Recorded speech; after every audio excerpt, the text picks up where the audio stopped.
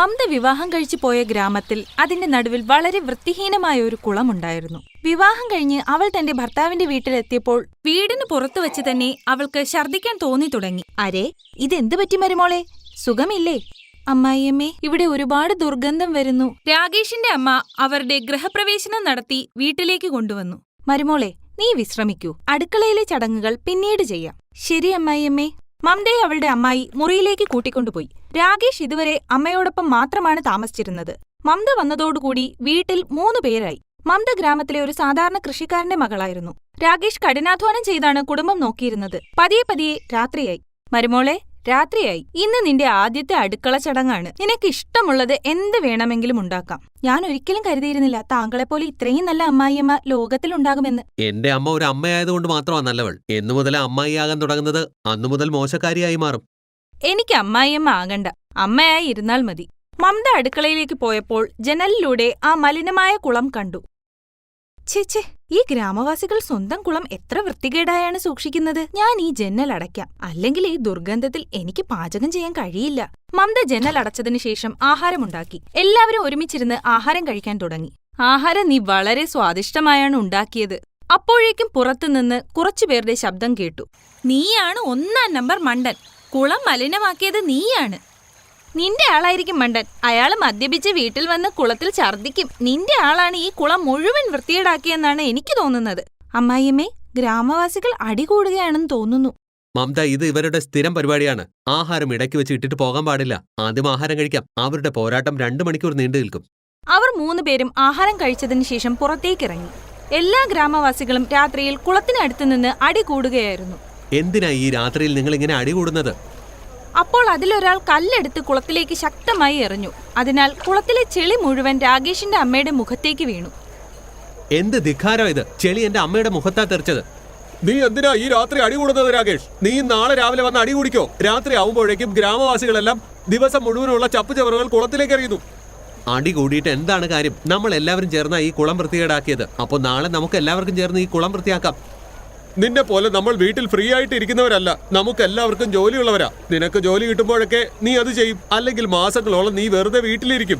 നിങ്ങളുടെ സംസാരം കുറച്ച് അതിരുവിട്ടു പോകുന്നു. രാകേഷ് ജി, ഇവരോട് തർക്കിച്ചിട്ട് ഒരു കാര്യവുമില്ല. വരൂ, അകത്തേക്ക് പോകാം. മമത എല്ലാവരെയും കൂട്ടി വീട്ടിലേക്ക് പോയി. അമ്മായിയമ്മ മുഖം കഴുകിയതിനു ശേഷം 3 പേരും കിടന്നുറങ്ങി. അടുത്ത ദിവസം രാകേഷ് ചായയും പ്രഭാത ഭക്ഷണവും കഴിച്ച് ജോലിക്ക് പോയി. വൈകുന്നേരം അവരുടെ വീട്ടിൽ കുറച്ച് സ്ത്രീകൾ വന്നു. ഇവിടെ പച്ചക്കറി എന്തേലും ഇരിപ്പുണ്ടോ? മരുമോളെ, പച്ചക്കറികൾ ബാക്കിയുണ്ടോ എന്ന് നോക്കൂ. കുറച്ച് ഉരുളക്കിഴങ്ങ് മാത്രമേ ഉള്ളൂ, അത് കൊണ്ടുവരാം. മമത ഉരുളക്കിഴങ്ങ് കൊണ്ടുവന്ന് അവർക്ക് കൊടുത്തു. അവളുടെ അമ്മായിയമ്മ അവരോട് ചോദിച്ചു, ഇന്ന് ആദ്യമായിട്ടാണ് ഒരാൾ പച്ചക്കറി ആവശ്യപ്പെടുന്നത് ഞാൻ കാണുന്നത്. ഇന്ന് പച്ചക്കറി കടക്കാരൻ വന്നില്ലേ? ഇന്നും വന്നില്ല, ഇന്നലെയും വന്നില്ല. അറിയില്ല എന്തുകൊണ്ടാണ് പച്ചക്കറി കച്ചവടക്കാരൻ വരാത്തതെന്ന്. നമുക്ക് മാർക്കറ്റിൽ പോകാനും കഴിയില്ല. മാർക്കറ്റ് കുളത്തിന്റെ അപ്പുറത്താണ്. ഈ കുളം കടക്കുക എന്നത് മിക്കവാറും അസാധ്യമാണ്. നീ പറഞ്ഞത് ശരിയാണ്. ആ സ്ത്രീ പച്ചക്കറിയും കൊണ്ടുപോയി. രാത്രി രാകേഷ് വീട്ടിലെത്തിയപ്പോൾ അവരുടെ വീട്ടിലും പച്ചക്കറി ഒന്നും ഉണ്ടായിരുന്നില്ല. മോനെ, ഇന്ന് പച്ചക്കറി കച്ചവടക്കാരനും വന്നില്ല. കുറച്ച് ഉരുളക്കിഴങ്ങുണ്ടായിരുന്നത് അയൽക്കാരി വന്ന് വാങ്ങിച്ചുകൊണ്ടുപോയി. ആ പച്ചക്കറി കച്ചവടക്കാരനെ നീ എവിടേലും വെച്ച് കണ്ടോ? ഇല്ലമ്മേ, ഞാൻ അവനെ ഒരിടത്തും കണ്ടില്ല. നാളെ അന്വേഷിക്കാം. ഇന്ന് പരിപ്പ് കറിയുണ്ടല്ലോ. അങ്ങനെ 3-4 ദിവസങ്ങൾ കടന്നുപോയി. പച്ചക്കറി കച്ചവടക്കാരൻ വന്നില്ല. ആളുകളുടെ കയ്യിൽ പച്ചക്കറികളൊന്നും ബാക്കിയില്ല. ഗ്രാമവാസികളെ, ഒരാഴ്ചയായി പച്ചക്കറികളോ ഉള്ളിയോ കഴിച്ചിട്ടില്ല. ഈ പച്ചക്കറിക്കാരൻ എവിടെയാ പോയിരിക്കുന്നതെന്നറിയോ? അങ്ങ് പറയുന്നത് ശരിയാണ് അമ്മാവ. പച്ചക്കറി ഇല്ലാതെ നമ്മൾ എങ്ങനെ ജീവിക്കും? അവൻ വരാത്തത് ഈ നാറ്റം കാരണമാണെന്നാ എനിക്ക് തോന്നുന്നത്. രാകേഷ് ഇത് പറയുമ്പോഴേക്കും പച്ചക്കറി കച്ചവടക്കാരൻ ഗോലു തന്റെ വണ്ടിയുമായി അവിടേക്ക് വന്നു. പച്ചക്കറി കച്ചവടക്കാരൻ വന്നു, നല്ല ഫ്രഷായ പച്ചക്കറികൾ വാങ്ങൂ. നോക്കൂ, അവൻ വന്നു. പച്ചക്കറിക്കാരൻ വന്നു. ഗ്രാമവാസികളെ, പെട്ടെന്ന് പെട്ടെന്ന് വാങ്ങിക്കൂ. ഗ്രാമവാസികളെല്ലാം ഒരുമിച്ച് അയാളുടെ വണ്ടിയിൽ ചാടി വീണു. അതിനാൽ അവന്റെ പച്ചക്കറി നിറഞ്ഞ വണ്ടി ആ കുളത്തിലേക്ക് വീണു. അവന്റെ എല്ലാ പച്ചക്കറിയും നാശമായി. നിങ്ങൾ എല്ലാവരും കൂടെ എന്റെ എല്ലാ പച്ചക്കറികളും നാശമാക്കി. ഇനി ഒരിക്കലും ഞാൻ ഈ ഗ്രാമത്തിലേക്ക് വരില്ല. നിങ്ങളുടെ ഈ വൃത്തികെട്ട കുളം കാരണമാ എനിക്ക് ഈ അസുഖം ബാധിച്ചത്. അതുകൊണ്ടാ വരാൻ കഴിയാത്തത്. ഇപ്പോൾ ഞാൻ വിചാരിച്ചത് നിങ്ങളുടെ കുളമൊക്കെ ഇപ്പൊ വൃത്തിയായി കാണുമെന്നാണ്. പക്ഷെ പട്ടിയുടെ വാൽ ഒരിക്കലും നേരെയാകില്ല. നീ ഇതെന്താ പറയുന്നത്? ഞാൻ പറയുന്നത് വളരെ ശരിയാണെങ്കിൽ ഇന്ന് വരെ നിങ്ങളുടേതുപോലെ വൃത്തിഹീനമായ ഒരു സ്ഥലം ഞാൻ കണ്ടിട്ടില്ല. അതുകൊണ്ടാണ് ഞാനല്ലാതെ വേറെ ആരും ഇങ്ങോട്ടേക്ക് വരാത്തതും. ഇനി ഞാനും വരുന്നില്ല. നിങ്ങൾ പച്ചക്കറി കഴിക്കാൻ കൊതിക്കും. ഇത്രയും പറഞ്ഞ് ആ പച്ചക്കറി കച്ചവടക്കാരൻ അവിടെ നിന്ന് പോയി. എല്ലാ ഗ്രാമവാസികളും വിഷമത്തിലായി. ഇന്നു മുതൽ പച്ചക്കറി കഴിക്കുന്നത് ഉപേക്ഷിക്കുക. അവൻ ദേഷ്യത്തിൽ പറഞ്ഞതായിരിക്കും. 2 ആഴ്ച കഴിയുമ്പോൾ അവനെ ഇവിടെ കാണാം.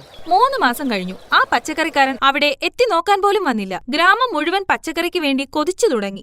മമത, അമ്മേ, ചൂട് കാരണം എന്റെ ജോലി കുറച്ചു മാസത്തേക്ക് നിർത്തിയിരിക്കുകയാണ്. ഇതിനെയാണ് പ്രശ്നങ്ങൾക്ക് മീതെ പ്രശ്നങ്ങൾ എന്ന് പറയുന്നത്. വെറുതെ ചിന്തിച്ചിട്ട് എന്ത് കാര്യം അമ്മായിയമ്മേ? പ്രശ്നങ്ങൾ തീരുകയും ചെയ്യും. കുറച്ച് അധ്വാനിച്ചാൽ ഇവിടെ തന്നെ ഒരു ഓഫീസർ ഉണ്ടാകും. മമത, എനിക്കൊന്നും മനസ്സിലായില്ല. നീ എന്താണ് പറയാൻ ആഗ്രഹിക്കുന്നത്? ഞാൻ ചിലത് ആലോചിച്ചു വച്ചിട്ടുണ്ട്. അതിനു മുമ്പ് എനിക്ക് എന്റെ അച്ഛനോട് സംസാരിക്കേണ്ടി വരും. നാളെ നമുക്കൊന്ന് എന്റെ വീട്ടിലേക്ക് പോകണം. എന്നാൽ മരുമോളെ, നീ എന്താണ് ചിന്തിക്കുന്നത് എന്നെങ്കിലും പറയൂ. അത് നിങ്ങൾക്ക് നാളെ മനസ്സിലാകും. ശരി. അടുത്ത ദിവസം മമത ഭർത്താവിനൊപ്പം തന്റെ അച്ഛനെ കാണാനെത്തി. മമത എല്ലാ പ്രശ്നങ്ങളും തന്റെ അച്ഛനോട് പറഞ്ഞു. പ്രശ്നം വളരെ വലുതാണ് മോളെ. എന്നാൽ ഞാൻ ഇതിൽ എന്താണ് ചെയ്യേണ്ടത് മോളെ? അച്ഛൻ വളരെ പഴയ കൃഷിക്കാരനാണ്. താങ്കൾക്ക് കൃഷിയെക്കുറിച്ച് എല്ലാം അറിയാം. എന്റെ ഭർത്താവിന്റെ വീട്ടിലുള്ള വൃത്തികെട്ട കുളം വൃത്തിയാക്കി അതിൽ പച്ചക്കറി കൃഷി ചെയ്യാൻ പറ്റുമോ? ചെയ്യാൻ കഴിയും, പക്ഷെ വളരെയധികം പരിശ്രമിക്കേണ്ടതായി വരും. നിനക്കിപ്പോൾ അവിടെ പച്ചക്കറി കൃഷി ചെയ്യേണ്ട ആവശ്യം എന്താണ്? നിനക്ക് ആവശ്യമുള്ള പച്ചക്കറി ഇവിടെ നിന്ന് കൊണ്ടുവയ്ക്കോ. അച്ഛ, കാര്യം പച്ചക്കറിയുടെ മാത്രമല്ല. ഇത് നടന്നു കഴിഞ്ഞാൽ 3 പ്രയോജനങ്ങൾ ഉണ്ടാകും. ഒന്നാമത്തേത്, ആ കുളം വൃത്തിയാകും. ഇതിനാൽ ഗ്രാമത്തിലെ അടിയും വഴക്കും ഒക്കെ ഇല്ലാതാകും. രണ്ടാമത്തെ പ്രയോജനം, ആളുകൾക്ക് എളുപ്പത്തിൽ ഫ്രഷ് പച്ചക്കറി ലഭിക്കും. മൂന്നാമത്തേത്, രാകേഷ്ജിക്ക് ഗ്രാമത്തിന് പുറത്തുപോയി കൂലിവേല ചെയ്യേണ്ടി വരില്ല. എന്ത് നല്ല കാര്യമാണ്. നീ എല്ലാ പ്രശ്നങ്ങളും ഒറ്റയടിക്ക് പരിഹരിച്ചുവല്ലോ. ആ കുളം നല്ലതുപോലെ വൃത്തിയാക്കേണ്ടി വരും. എന്നിട്ട് അതിൽ ഒരുപാട് കെമിക്കൽസ് വിടേണ്ടി വരും, വളവ് ഇടേണ്ടി വരും. 8 10 തവണ നല്ലതുപോലെ കിളക്കേണ്ടിയും വരും. അപ്പോഴേ ആ ഭൂമിയിൽ പച്ചക്കറിയുടെ കൃഷി ചെയ്യുവാൻ സാധിക്കും. അതുകൊണ്ട് ഞാനും വരേണ്ടി വരും. ഗ്രാമത്തിലെ കുറച്ചു പയ്യന്മാരെ കൂടി കൊണ്ടുപോകേണ്ടിയും വരും. ശരി അച്ഛാ, നാളെ അച്ഛൻ എല്ലാ സാധനങ്ങളും പയ്യന്മാരുമായി വീട്ടിലേക്ക് വരൂ. അടുത്ത ദിവസം മമത രാകേഷിനും അച്ഛനും പയ്യന്മാരോടുമൊപ്പം കുളം വൃത്തിയാക്കാൻ തുടങ്ങി. ഗ്രാമവാസികൾ നോക്കുന്നുണ്ടായിരുന്നു. പക്ഷേ മമത ഒന്നും തന്നെ പറഞ്ഞില്ല. കുളം വൃത്തിയാക്കാൻ ഒരാഴ്ച എടുത്തു. അതിനുശേഷം അതിലെ എല്ലാ മലിനജലവും മാറ്റി ഒരുപാട് മണ്ണ് കൊണ്ടിട്ടു. മമത, ഇപ്പോൾ നിനക്കിതിൽ പച്ചക്കറി കൃഷി നടത്തുവാൻ കഴിയും. ഞാൻ നിനക്ക് എല്ലാ വിത്തുകളും തരാം. അവളുടെ അച്ഛൻ എല്ലാ പച്ചക്കറികളുടെയും വിത്ത് നൽകിയിട്ട് പോയി. മമത വിത്തുകൾ വിതച്ചു. കുറച്ചു മാസങ്ങൾക്ക് ശേഷം ഒരുപാട് പച്ചക്കറികൾ വളർന്നു. ഗ്രാമവാസികൾക്ക് സന്തോഷമായി. ഇത് നമ്മുടെ ഗ്രാമമാണെന്ന് തോന്നുന്നില്ല. നേരത്തെ ഇത് ചെയ്തിരുന്നെങ്കിൽ എത്ര നന്നായിരുന്നു. സാരമില്ല അമ്മായി, നമ്മൾ ഇപ്പോൾ പച്ചക്കറിയുടെ ബിസിനസ് തുടങ്ങി. എത്ര പച്ചക്കറി വേണോ 24 മണിക്കൂറും ലഭിക്കും. അതും ഫ്രഷായി. അതിനുശേഷം ഗ്രാമം വൃത്തിയായി മാറി. മമതയുടെയും രാകേഷിന്റെയും ദാരിദ്ര്യം എന്നേക്കുമായി അവസാനിച്ചു.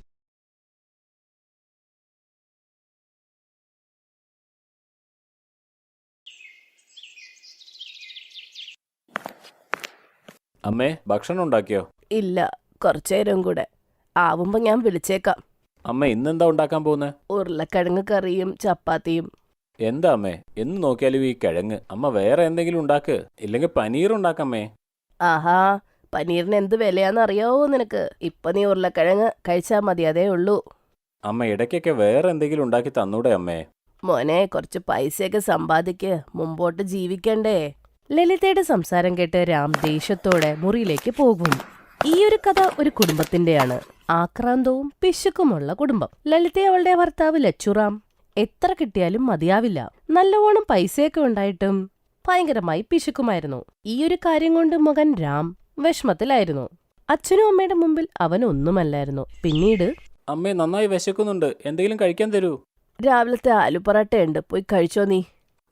എന്നും പൊറോട്ടയോ? ഞാൻ എങ്ങനെ കഴിക്കാനാ അമ്മേ? ഇനി ഞാനത് കഴിച്ചാൽ എനിക്ക് ഭ്രാന്താവും. എന്നാ പിന്നെ പാതി നീ കഴിച്ചിട്ട് പാതി അച്ഛന് വെച്ചേക്ക്. എന്റെ ദൈവമേ. അല്ല, പിന്നെ നിങ്ങൾ എന്ത് കഴിക്കും? ഓ, എന്റെ കാര്യം നോക്കണ്ട. വൈകുന്നേരം കല്യാണം ഉണ്ടല്ലോ, അവിടെ പോയി നിറച്ച് കഴിക്കാം. പക്ഷെ കല്യാണം രാത്രിയല്ലമ്മേ. അതിനെന്താ, ഇപ്പൊ വയറ് കാലിയാക്കി കഴിഞ്ഞാ രാത്രിയിൽ എല്ലാ സാധനങ്ങളും വയറ് നിറച്ച് കഴിക്കാമല്ലോ. അച്ഛനും അമ്മയും 2 പേരും കൊള്ളാം. ആ മോനെ, ഇതൊക്കെ ഞങ്ങൾക്കറിയാമെന്നേ. നോക്ക്, ഞങ്ങൾ ഇതിനെക്കുറിച്ച് ഒരിക്കലും വീമ്പിളക്കിയിട്ടില്ല. വലുതാവുമ്പോ നീയും ഇങ്ങനെയൊക്കെ ചെയ്യണം കേട്ടോ, മനസ്സിലായില്ലേ? അതെ, തീർച്ചയായും അച്ഛാ. ലച്ചുറാമും ലളിതയും അന്നൊന്നും കഴിച്ചില്ല. എന്നിട്ട് രാത്രി കല്യാണത്തിന്റെ അവിടുന്ന് പോയി വെട്ടി വിഴുങ്ങി. ഇത് കണ്ടോണ്ടിരുന്ന രാമന് നാണക്കേട് തോന്നി. അവന് നന്നായിട്ട് അറിയാം അച്ഛനും അമ്മയുടെ ഈ സ്വഭാവം മാറ്റാൻ പറ്റില്ല എന്ന്. അങ്ങനെ സമയം നീണ്ടുപോയി. രാം വലിയ കുട്ടിയായി. അവൻ രശ്മി എന്ന പേരുള്ള കുട്ടിയുമായിട്ട് പ്രണയത്തിലായി. പ്രശ്നമെന്ന് പറഞ്ഞാൽ രശ്മി ഒരു പാവപ്പെട്ട കുടുംബത്തിൽ നിന്നായിരുന്നു. ലക്ഷ്മി, ഒരു കോഫി കുടിച്ചാലോ? ആ, പോവാലോ. അല്ലെങ്കിലും കുറെ ദിവസമായില്ലേ, എനിക്കൊരു കാപ്പി മേടിച്ചു തന്നിട്ട്. എന്നാ വാ, ഇന്ന് നമുക്ക് ABCDയിൽ നിന്നും കോഫി കുടിക്കാം. ആണോ? എന്നാ വാ, ABCDയിലെ കോഫി ഞാൻ ഇതുവരെ കുടിച്ചിട്ടില്ല. ബാ പോവാം. അങ്ങനെ രാം അവളെയും കൊണ്ട് വലിയൊരു കടയിലോട്ട് പോയി. അവര് രണ്ടുപേരും കൈയും പിടിച്ചോണ്ട് സംസാരിക്കായിരുന്നു.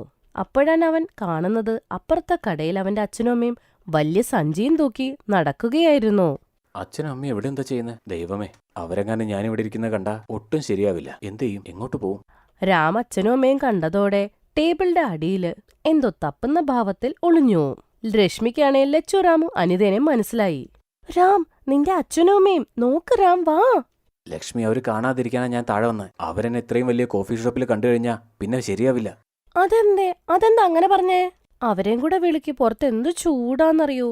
അയ്യോ, അവരെങ്ങാനും ഇവിടെ വന്നു കഴിഞ്ഞാ ഇന്ന് എന്റെ അന്ത്യമായിരിക്കും. നീ മിണ്ടാതിരിക്കേ. ലച്ചുറാമും ലളിതയും പോയതിനു ശേഷം രാം ടേബിളിന്റെ അടിയിൽ നിന്നും പുറത്തു വന്നു. രാം പിന്നീടുള്ള കാര്യം മുഴുവൻ പറഞ്ഞു. ഇത് കേട്ടതോടെ രശ്മിക്ക് ടെൻഷനായി. എന്തൊരു ലക്ഷ്മി, എന്താ ആലോചിക്കുന്നേ? അത് വേറൊന്നുമല്ല, നിന്റെ അച്ഛനും അമ്മയും ഇത്രയും ആക്രാന്തവും പിശുക്കൊക്കെ ഉള്ളവരാണെങ്കിൽ എന്നെ എങ്ങനെ നിന്നെ കെട്ടിച്ചു തരുമെന്നാ. ഇത് തന്നെയാ ഞാൻ രാവും പകൽ ആലോചിക്കുന്നേ. നീ വിഷമിക്കണ്ട, ഞാൻ നിന്നെ കല്യാണം കഴിക്കൂ. രാം അവന്റെ അച്ഛനും അമ്മയോടും രശ്മിയുടെ കാര്യം പറഞ്ഞു. അച്ഛനും അമ്മയ്ക്കും രശ്മി പാവപ്പെട്ട വീട്ടിലെയാന്ന് അറിഞ്ഞപ്പോഴേക്കും കല്യാണം നടത്തിക്കൊടുക്കില്ല എന്ന് പറഞ്ഞു. രാം അവന്റെ വാശിയിൽ നിന്നും മാറിയില്ല. കാരണം അവളെ അവൻ ഒരുപാട് സ്നേഹിച്ചു. അതുകൊണ്ട് തന്നെ അവൻ കോർട്ട് മാരേജ് ചെയ്തു. കല്യാണം കഴിഞ്ഞ് രാം രശ്മിനെ വീട്ടിലേക്ക് കൊണ്ടുപോയി. അച്ഛ, അമ്മേ, എന്നോട് ക്ഷമിക്കണം. എനിക്ക് രശ്മിയില്ലാതെ ജീവിക്കാനാവില്ല. ഞങ്ങളോട് ക്ഷമിക്കണേ അച്ഛ അമ്മ, പ്ലീസ്. വരൂ, ഇതൊന്നും ഒരു കുഴപ്പവും ഇല്ല. നിന്റെ വിവാഹം നടത്താനായിട്ട് വലിയ ചെലവ് ആവശ്യമായിരുന്നില്ലേ? അമ്മായിയച്ഛൻ പറഞ്ഞ കാര്യം കേട്ട് രശ്മി ഞെട്ടിപ്പോയി. അപ്പോഴാണ് അവൾക്ക് മനസ്സിലായത് അവളുടെ അമ്മായിയച്ഛനും അമ്മായിയമ്മയും എന്തു പിശുക്കന്മാരാന്ന്. ലച്ചുറാമും ലളിതയും രശ്മിനെ സ്വീകരിച്ചു. പക്ഷെ സ്ത്രീധനം കിട്ടാത്തത് കൊണ്ട് അവർക്ക് എന്തോ ബുദ്ധിമുട്ടായിരുന്നു. അതുകൊണ്ട് തന്നെ ലച്ചുറാമും ലളിതയും രശ്മിനെ എപ്പോഴും കുറ്റം പറയുമായിരുന്നു. പിന്നീടൊരു ദിവസം, രശ്മി, ഇന്ന് ആഹാരത്തിന് പുലാവ് ഉണ്ടാക്ക്. എന്റെ ദൈവമേ, ഗ്രീൻ പീസിനിപ്പ എന്താ വില. നിന്റെ വീട്ടില് പുലാവൊക്കെ ഉണ്ടാക്കുവോ എന്തോ? പിന്നൊരു കാര്യം പറയാം, ഈ വീട്ടിൽ വന്നു കയറിയത് നിന്റെ ഭാഗ്യമാണ്. ലളിത പറഞ്ഞ കാര്യം കേട്ട് അവർക്ക് രണ്ടുപേർക്കും നല്ല വിഷമമായി. പക്ഷെ ആ സമയത്ത് രണ്ടുപേരും ഒന്നും മിണ്ടിയില്ല. രശ്മി കരുതിയത് ലളിതേനെ പതുക്കെ പതുക്കെ ശരിയാക്കി എടുക്കാമെന്ന്. പക്ഷെ ലളിതയുടെ മനസ്സിൽ വേറെ എന്തൊക്കെയോ ആയിരുന്നു. അടുത്ത ദിവസം, അതേ രാമോനെ, നിന്നോടൊരു കാര്യം പറയാനുണ്ടായിരുന്നോ? എന്താ അമ്മേ? അതാ ഷിഫ്റ്റ് ടൂർ ട്രാവൽസ് ഇല്ലേ മാർക്കറ്റിലെ, അതെ. എന്തോ ഓഫർ ഉണ്ട് അവിടെ ഇപ്പോ. നേപ്പാളിലെ തീർത്ഥയാത്രയ്ക്കെന്തോ. ഞാനും അച്ഛനും വിചാരിച്ചു അങ്ങ് പോയാലോ എന്ന്. ദൈവത്തിനെ ഒന്ന് തൊഴുതിട്ട് വരാലോ. വളരെ നല്ല കാര്യമല്ലേ? നല്ലത് തന്നെ ചിന്തിച്ചത്. കുറച്ചു ദിവസം ഒന്ന് കാത്തിരിക്കുക. എന്റെ ശമ്പളം വരുമ്പോ നമുക്ക് ഒരുമിച്ച് പോവാം. അയ്യോ, അപ്പോഴേക്ക് അവരുടെ ഓഫറൊക്കെ തീർന്നു പോവും. അമ്മ, ഇപ്പൊ എന്റെ കയ്യിൽ അത്രയും പൈസ ഇല്ല. എന്നാ നീ ഒരു കാര്യം ചെയ്യേ, രശ്മിയുടെ അച്ഛനോട് കടം ചോദിക്കേ. രണ്ടു വീടും ഒന്ന് തന്നെയല്ലേ, അല്ലേ മോനെ? രാം വിഷമത്തോടെ അതേന്ന് പറഞ്ഞു. അമ്മയുടെ അടവെന്താണെന്ന് രാമിന് പിടികിട്ടിയിരുന്നു. അവിടെ എങ്ങനെയൊക്കെയോ രശ്മിയുടെ അച്ഛൻ പൈസ ഉണ്ടാക്കി അവന് കൊടുക്കും. ഇപ്പോഴല്ലേ ലളിതയുടെ കളി തുടങ്ങിയത്. നേപ്പാളിൽ നിന്നും മടങ്ങി വന്ന ലളിത എന്തെങ്കിലുമൊക്കെ പറഞ്ഞ് രശ്മിയുടെ അച്ഛന്റെ മുമ്പിൽ പൈസയുടെ കാര്യം പറയും. അയ്യോ, അതിനിപ്പോ എന്താ, രണ്ടു വീടും ഒന്നല്ലേ? അതെ അമ്മ, ശരിയാ പറഞ്ഞത്. അങ്ങനെ സമയം നീണ്ടുപോയി. ഒരു ദിവസം രശ്മി വീട്ടിൽ എല്ലാവർക്കും വേണ്ടി ബിരിയാണി ഉണ്ടാക്കി. എല്ലാവർക്കും ബിരിയാണി ഒരുപാട് ഇഷ്ടമായി. കഴിച്ചുകൊണ്ടിരുന്ന സമയത്ത്, ആ മോളെ, കൊള്ളാം, നന്നായി ബിരിയാണി ഉണ്ടാക്കിയിട്ടുണ്ട്. നീ എവിടെന്നാ പഠിച്ചത്? അമ്മ ഉണ്ടാക്കാൻ പഠിപ്പിച്ചതാ. നല്ല കാര്യമാണ്. പിന്നെ നിന്റെ അച്ഛനും അമ്മയും ഞങ്ങളെ രണ്ടുപേരും വിരുന്നിന് വിളിക്കാത്തെന്ത്? ഒരു കാര്യം ചെയ്യ, ഈ ഞായറാഴ്ച ഞങ്ങൾ അങ്ങോട്ട് വരുന്നുണ്ടെന്നൊന്ന് പറ. അവരുണ്ടാക്കിയ ബിരിയാണി കഴിക്കാനേ. പിന്നെ പറയണം, ബിരിയാണി ഉണ്ടാക്കുമ്പോ അണ്ടിപ്പരിപ്പും മുന്തിരിങ്ങയും കൂടുതലിടാൻ. ശരി അമ്മ. ലളിത പറഞ്ഞ കാര്യം കേട്ട് രശ്മിക്ക് ടെൻഷനായിപ്പോയി. അവൾക്ക് നന്നായിട്ടറിയാം അവളുടെ അച്ഛന്റെ കയ്യിൽ ഇനി അധികം പൈസയൊന്നുമില്ല എന്ന്. ഇങ്ങനെ ഇരിക്കുന്ന സമയത്ത് ബിരിയാണി അച്ഛന് താങ്ങൂലെന്ന് നന്നായിട്ടറിയാം. ഇതിനെ എങ്ങനെ സോൾവ് ചെയ്യാമെന്ന് അവൾ ആലോചിച്ചു. സൺഡേ ആയപ്പോഴേക്കും എല്ലാരും രശ്മിയുടെ വീട്ടിലെത്തി. അവിടെ എത്തിയപ്പോഴേക്കും അടിപൊളി ബിരിയാണി ഉണ്ടാക്കി വെച്ചേക്കുന്നു. അതിൽ കശുവണ്ടി, കിഷ്മിഷ് എല്ലാം ഉണ്ടായിരുന്നു. പിശുക്കരായ ലച്ചുറാമും ലളിതയുടെ കാര്യം പറയണ്ടല്ലോ. ഇന്നമ്മ, എന്റെ അമ്മ ഉണ്ടാക്കിയ ബിരിയാണി കഴിച്ചു നോക്ക്. ആഹാ, സ്നേഹം കൊണ്ടുണ്ടാക്കി തന്നല്ലേ, കഴിക്കാതിരിക്കോ? ഞങ്ങള് വയറ് നിറച്ച് കഴിക്കും. ബിരിയാണി കണ്ടതോടെ ലച്ചുറാമും ലളിതയും അതിലങ്ങ് വീണുപോയി നിറച്ച് കഴിച്ചു. എന്നിട്ടും ബാക്കി ബിരിയാണി മിച്ചം വന്നു. ഒരു കാര്യം ചെയ്യാമ്മ, ഈ ബാക്കിയുള്ള ബിരിയാണി പാക്ക് ചെയ്താലോ? വീട്ടിൽ ചെന്ന് നമുക്ക് കഴിക്കാം. ആ, അത് നല്ല ഐഡിയ. ബാ കൊണ്ടോ. രാം ഇതെല്ലാം കണ്ട് വിഷമിച്ചു. രശ്മിയുടെ മുഖത്ത് ഒരു ചിന്തയും ഉണ്ടായിരുന്നില്ല. അടുത്ത ദിവസം രാവിലെ അടുക്കളയിൽ ലളിത ഒച്ചയിൽ നിലവിളിച്ചു. രശ്മി, എടി രശ്മി, ഇവിടുത്തെ ബസ്മതി അരിയൊക്കെ എവിടെ പോയി? ഇവിടുത്തെ ആണ്ടിപ്പരിപ്പ് കിഷ്മിഷൊക്കെ എവിടെ പോയി? ഓഹോ, അത് ഞാൻ ഇന്നലെ എന്റെ കൂടെ കൊണ്ടുപോയിരുന്നു. ആ അരി കൊണ്ടും ഡ്രൈ ഫ്രൂട്ട്സും കൊണ്ടാ ബിരിയാണി ഉണ്ടാക്കിയത്. അതെന്താന്നറിയോ, അവരുടെ അടുത്ത് പൈസ ഇല്ല. അതുകൊണ്ട് ഞാൻ ഇവിടുന്ന് കൊണ്ടുപോയെല്ലാം. അല്ലേലും 2 വീടും ഒന്ന് തന്നെയല്ലേ അമ്മ? ഇപ്രാവശ്യം ലളിതയ്ക്ക് നല്ല ഉത്തരം കിട്ടി. തിരിച്ചു പറയാൻ ഒന്നുമേ ഉണ്ടായിരുന്നില്ല. അടുക്കളയുടെ വാതിലവിടെ നിന്നിരുന്ന രാം ഭാര്യയുടെ ഈ ഒരു ബുദ്ധി കണ്ട് മനസ്സാലെ സന്തോഷിച്ചു. Thanks for watching.